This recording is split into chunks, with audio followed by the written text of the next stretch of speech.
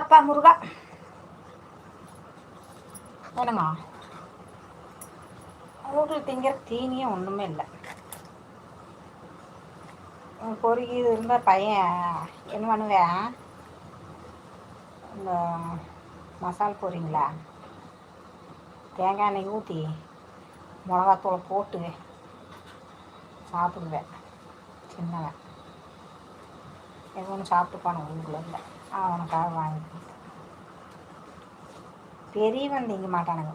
பெரியவன் வந்து எப்படின்னாங்க, என் பையன் அவருக்கு வந்து எடுத்து போட்டு சாப்பிட்டு அதெல்லாம் அவருக்கு கொஞ்சம் முடை.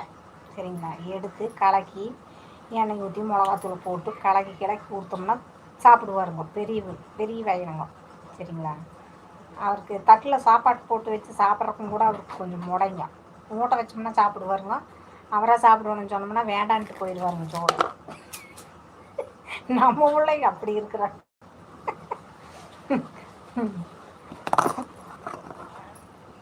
என் பெரியவன் அப்படி தான் பண்ணுவானுங்க. சோறு தின்னுடான்னு சொன்னோம்னா சோறு வேண்டாம்பேன். மூட்டை வைக்கட்டுமான்னா சரிம்பேன். எப்படிங்க?